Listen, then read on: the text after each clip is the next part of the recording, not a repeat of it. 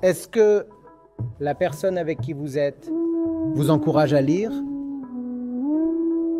Vous devez vous demander qu'est-ce qu'il m'apporte, des roses ou des livres? Si quelqu'un tient à vous faire progresser, cette personne vous poussera vers les livres. Les livres sont ce dont nous avons tous besoin.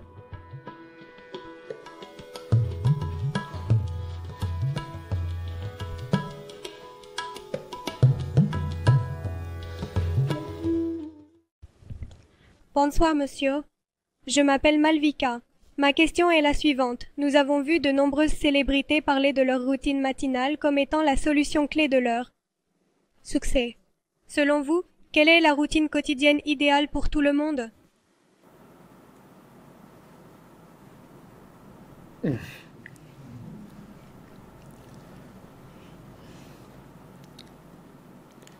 Je n'ai jamais eu de routine fixe. Je ne suis donc pas la bonne personne pour poser cette question. Mais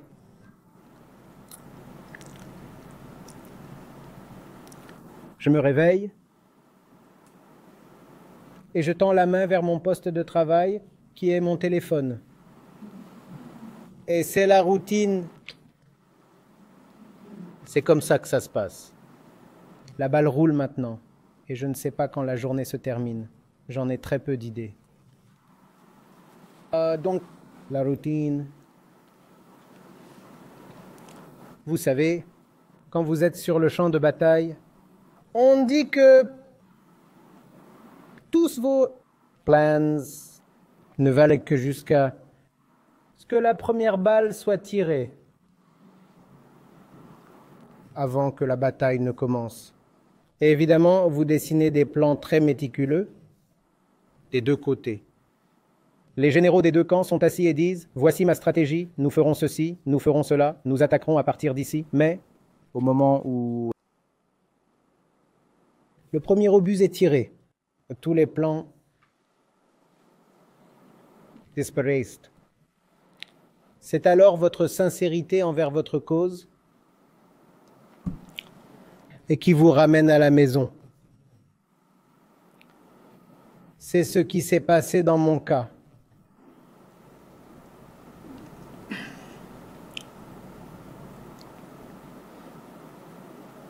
S'il y a du travail à faire, comment puis-je dire que ma routine exige que je me couche à 23 heures? Mais il y a du travail à faire. Et le travail n'est toujours pas terminé. Donc, je devrais rester éveillé jusqu'à 2 ou 3 heures du matin, et tant pis pour la routine. Voilà, la routine n'a plus d'importance. Qu'est-ce que je peux faire de la routine? C'est un mauvais conseil. Ne le prenez pas, parce que c'est difficile à supporter. Et il faut vraiment un corps de taureau pour suivre et vivre ce conseil, parce que ce genre de choses est vraiment dur pour le système physique. Lorsque vous vous engagez pleinement à quelque chose de valable dans la vie, il faut faire abstraction de son corps, assez souvent et parfois de manière importante. Et au fil du temps, cela aura des conséquences. C'est indéniable.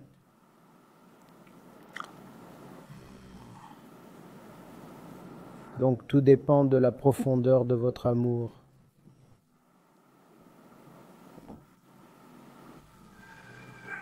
Dans un certain sens, une vie réussie consiste à danser sur la musique de quelqu'un d'autre. De qui s'agit-il? Quelque chose de plus grand que soi.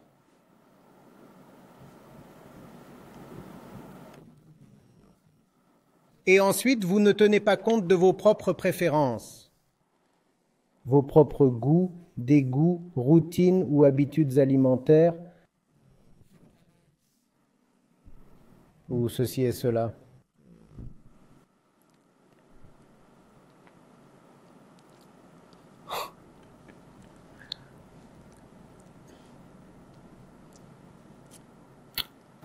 Je ne pense pas que j'aurai un jour le luxe de me réveiller à une heure précise. Je vis dans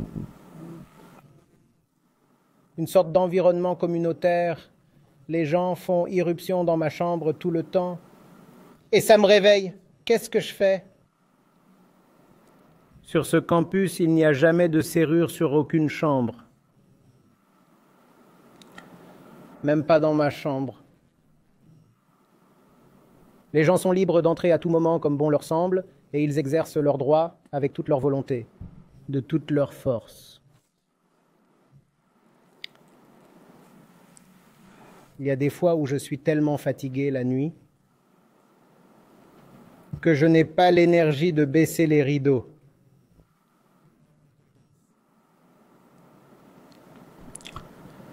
Il est alors 4 heures du matin et je suis épuisé.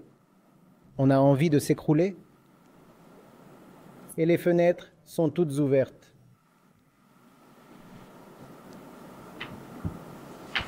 Quel est le résultat? Le résultat est qu'à 6 heures du matin, vous êtes à nouveau réveillé par la lumière du soleil. C'est comme ça que ça se passe. Aucun regret.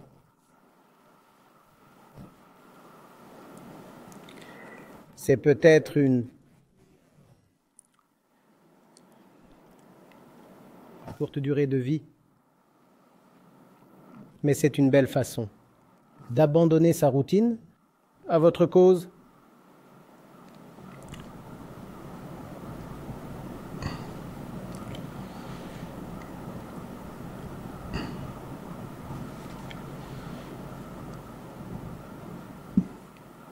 Quand vous avez un examen demain, dites-vous que c'est mon temps pour dormir ou c'est le moment où je regarde mon émission préférée. Est-ce que vous dites tout cela? La routine est mise à mal. Quelle routine? Il y a un examen demain.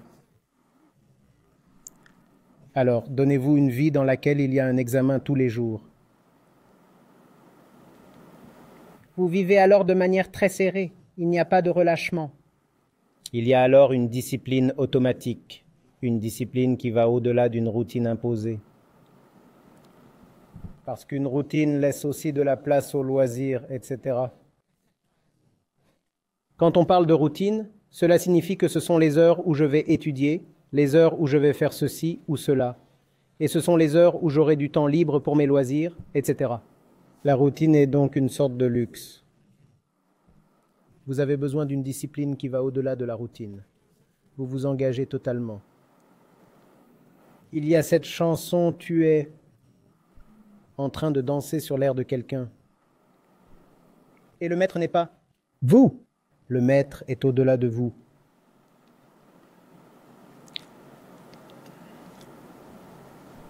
Drôle? Ça devrait l'être. En fait, c'est très drôle.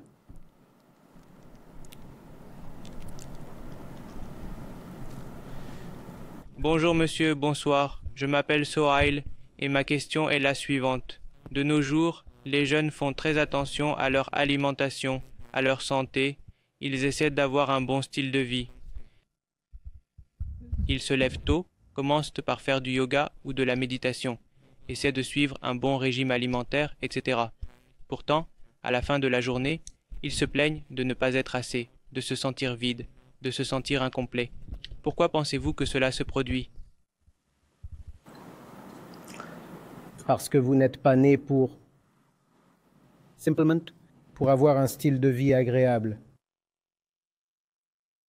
Vous êtes né pour un but. Et nous avons déjà parlé de ce but. Ce but, c'est la libération de vos liens préexistants. C'est ce qui se passe à Tihar. Ils organisent des cours de yoga pour les détenus. Cela les libère-t-il? Des cours de yoga sont organisés pour tous les prisonniers. Cela en fait des prisonniers plus paisibles. Malheureusement, c'est ce que beaucoup de yoga et de méditation sont devenus. Vous restez dans votre prison et continuez à méditer. Que pouvez-vous faire d'autre? Vous avez été condamné à perpétuité. Vous vous êtes engagé dans quelque chose dont vous ne pourrez pas sortir de toute votre vie. Alors, méditez. Cela vous permettra de rester en paix jusqu'à votre mort. La méditation devient alors une obligation.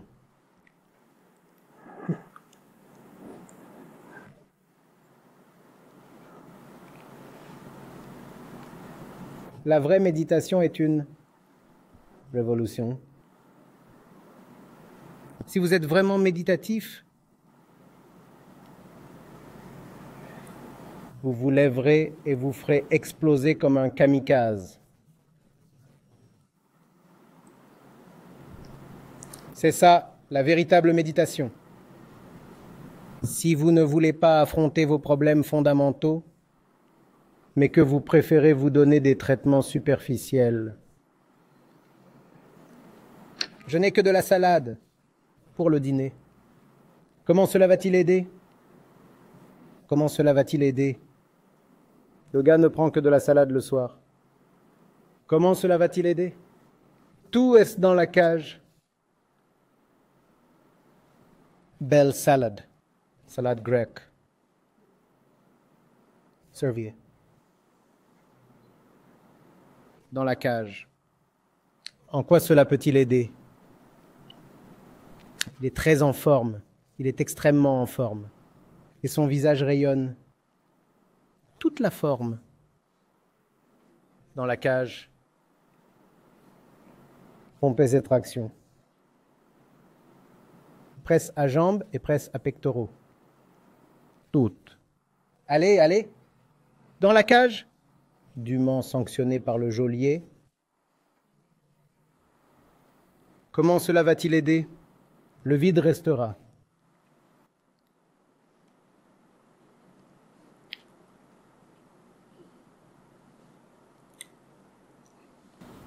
Mais c'est l'idéal malheureux de cette époque, un idéal très destructeur, très pathétique.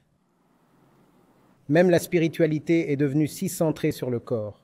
Tous les enseignants spirituels parlent de grands régimes, de ceci et de cela et de super elements. Quel est le rapport entre la connaissance de soi et les superfoods? Tout cela n'est qu'une astuce pour vous maintenir confiné et satisfait. Dans la cage. Dans la cage. Pensez au perroquet dans la cage. Et vous ne voulez pas le laisser mourir. Alors vous continuez à lui servir de belles choses. Parfois, vous pouvez même lui apporter une cage en or. Le perroquet est très heureux. Regardez, regardez tout l'or que j'ai. Je mange même de l'or.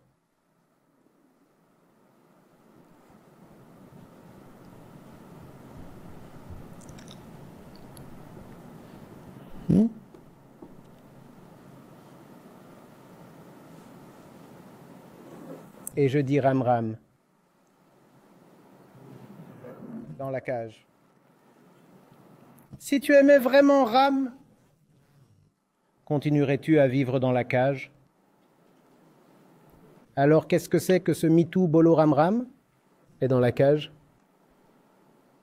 Qu'est-ce que toute cette spiritualité, méditation et yoga? Si cela ne vous pousse pas à vous révolter, de la manière la plus forte possible, de la manière la plus authentique possible.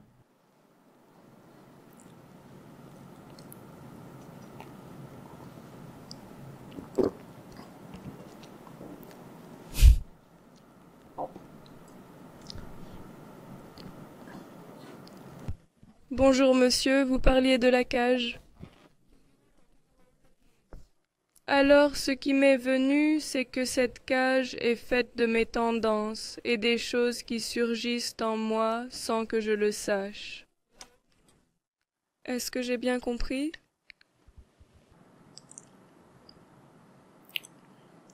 La nature, du soi et de la liberté.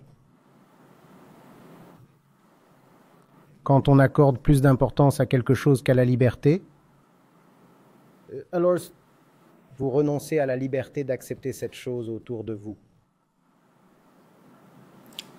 Comprenez la nature de la cage. Qu'est-ce qu'une cage? Quelque chose autour de vous. Quelque chose. Vous êtes là. Et il y a quelque chose autour de vous. Cette chose est autour de vous parce que vous l'avez acceptée, que vous avez permis qu'elle soit là. En gros, vous avez dit, je troque ma liberté pour cette chose.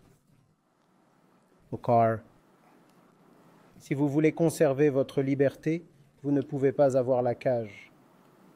Si vous conservez votre liberté, pouvez-vous avoir la cage? D'accord. C'est donc un marché. Vous avez troqué votre liberté contre quelque chose d'autre.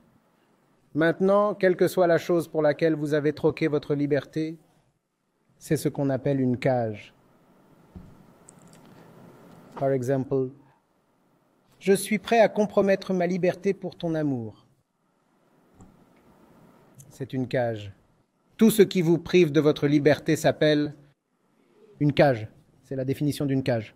Une cage ne ressemble pas toujours à une cage.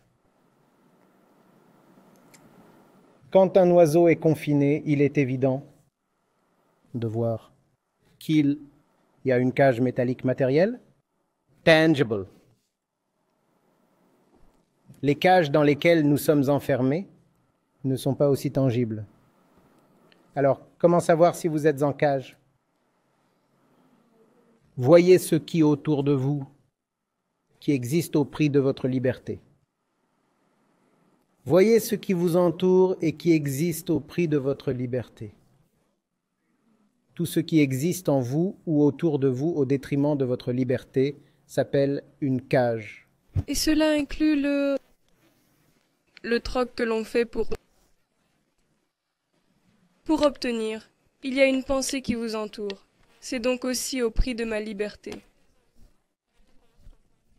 Même la pensée. Elle peut aspirer à être libre. Ce n'est pas rien d'être un libre penseur. La pensée ne peut évidemment jamais être absolument libre. La pensée a toujours le penseur au centre. La liberté absolue de la pensée est donc impossible. Mais même relativement, ce n'est pas rien d'essayer de penser librement. Même cette liberté, nous la troquons contre quelque chose d'autre. La plupart des gens ne pensent pas librement, parce qu'ils n'ont pas les moyens de penser librement. S'ils pensent librement, ils perdront beaucoup de leur commodité. Ils ne pensent donc pas librement. Ils arrêtent leur esprit à un certain endroit. Ils n'osent pas aller plus loin. Même dans leurs pensées, ils n'osent pas transgresser certaines limites.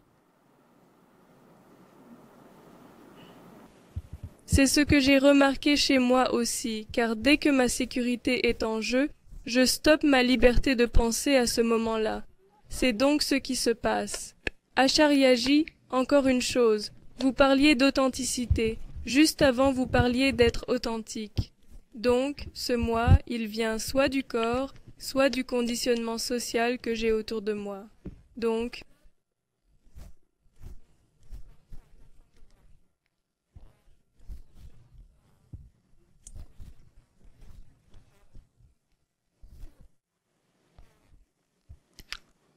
je peux voir qu'il n'y a que de l'artificialité et qu'il n'y a pas d'authenticité.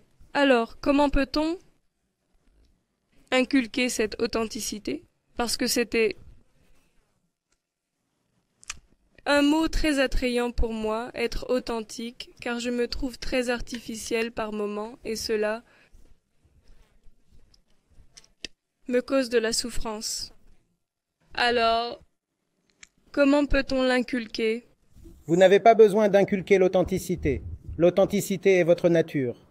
Vous devez simplement découvrir ce que vous considérez comme plus important que l'authenticité. Une fois que vous voyez qu'il y a quelque chose que vous considérez comme plus important que l'authenticité, vous voudrez en examiner la véritable valeur. Voici ce qu'il en est. Quelque chose, disons, l'attachement, que je considère comme très important. Plus importante encore que l'authenticité, c'est la vérité. Il faut donc s'en approcher et déterminer si l'attachement vaut vraiment toute cette valeur. L'attachement vaut-il vraiment toute cette valeur? En enquêtant, on s'aperçoit qu'il n'a pas cette valeur. L'attachement disparaît alors et l'authenticité resplendit. L'authenticité n'est pas quelque chose que l'on doit acquérir quelque part. C'est simplement que nous commençons à accorder beaucoup d'importance à d'autres choses. Les autres choses auxquelles vous accordez de la valeur, vous devez déterminer si elles en valent vraiment la peine.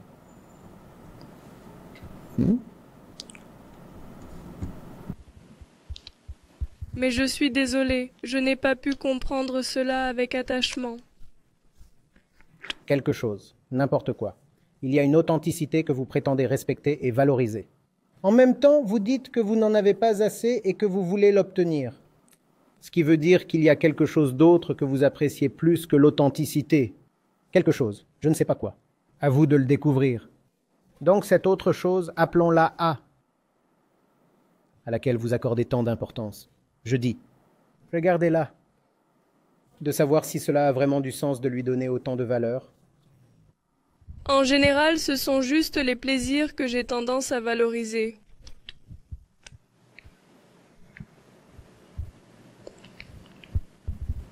Merci. Merci beaucoup, monsieur, d'avoir partagé vos précieuses stratégies, votre sagesse au cours de toutes ces années où vous avez travaillé et compris la vie. Au nom de l'Enactus Shyamlal College Evening, nous vous sommes très reconnaissants d'être venus et d'avoir partagé tout ce que vous avez fait aujourd'hui. La chose que nous faisons en ce moment est un projet appelé Kissa par Enactus Shyamlal College Evening. Il s'agit de partager les histoires et les histoires inédites des gens, ainsi que des personnes qui ont vraiment réussi dans ce qu'elles font, leur point de vue et leurs opinions. C'est donc le projet que nous avons lancé, et c'était vraiment un plaisir de vous recevoir. Par ailleurs, je suis un grand fan de vous, non seulement de ce que vous partagez, mais aussi de votre honnêteté brutale. C'est pourquoi je suis également venu ici pour apprendre et comprendre ce qu'est la vie. Les questions que les gens ont posées sont vraiment importantes, parce que nous n'obtenons pas toutes ces réponses partout. Nous les voyons sur l'Internet, mais nous n'obtenons pas de réponses approfondies. Merci beaucoup d'être venu et d'avoir partagé tout ce que vous avez fait. Nous apprécions vraiment le temps que vous nous avez consacré. Merci beaucoup. Merci.